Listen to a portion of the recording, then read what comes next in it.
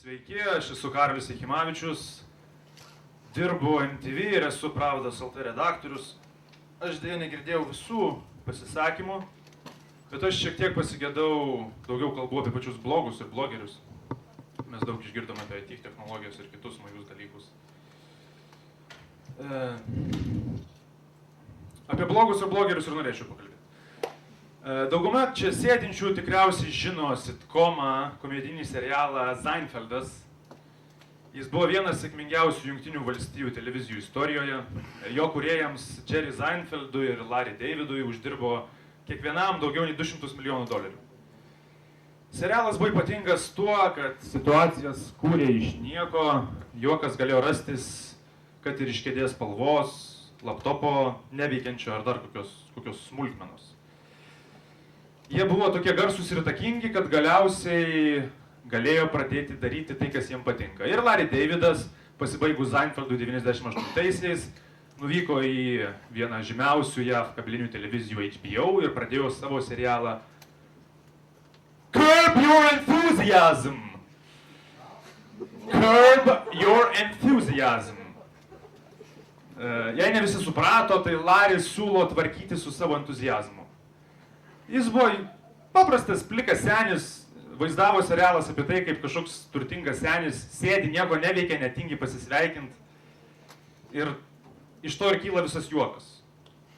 Tampa kultiniu todėl, kad vadovaujasi sveiku protu.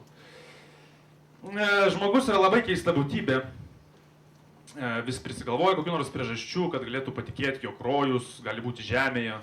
Kas nežino, koks sugedęs yra šiais laikais jaunimas, toks patvirkęs. Kas nežino, kad pasaulis yra nusiritęs į patį dugną kosmoso ir dar bando jį pramušti.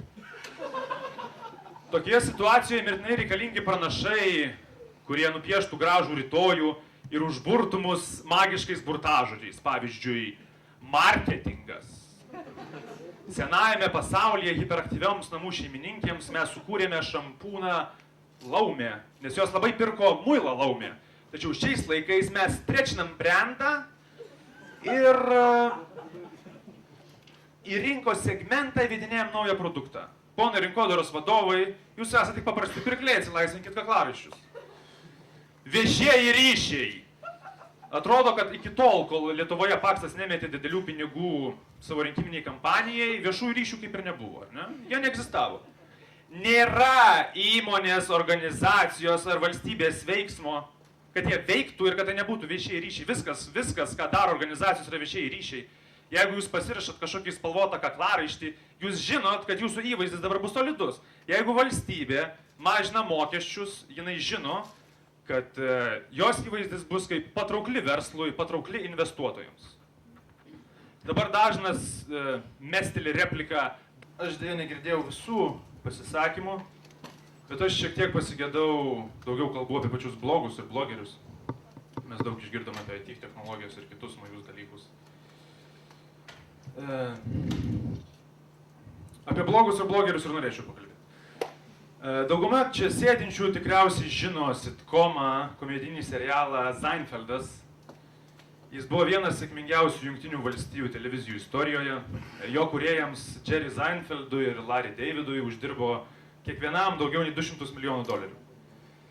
Serialas buvo ypatingas tuo, kad situacijas kūrė iš nieko, juokas galėjo rastis, kad ir iš kėdės spalvos, laptopo neveikiančio ar dar kokios smulkmenos.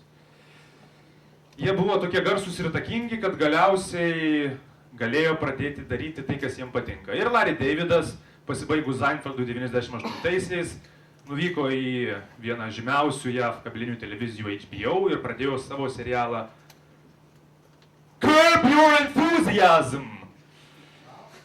Curb Your Enthusiasm.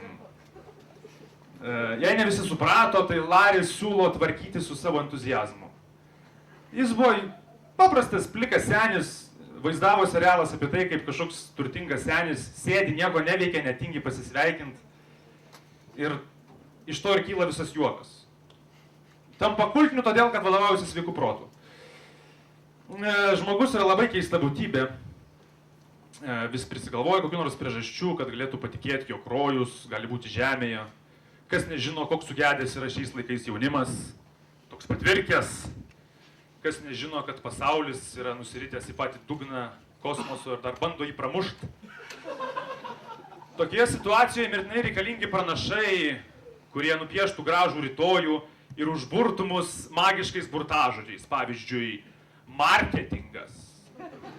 Senajame pasaulyje hiperaktyvioms namų šeimininkėms mes sukūrėme šampūną laumė, nes jos labai pirko muilą laumė. Tačiau šiais laikais mes trečinam brandą ir į rinkos segmentą įvedinėjam naują produktą. Ponai rinkodaros vadovai, jūs esate tik paprasti pirkliai, atsilaisvinkit kaklaraiščius. Viešieji ryšiai. Atrodo, kad iki tol, kol Lietuvoje Paksas nemetė didelių pinigų savo rinkiminiai kampanijai, viešųjų ryšių kaip ir nebuvo, ne? Jie neegzistavo.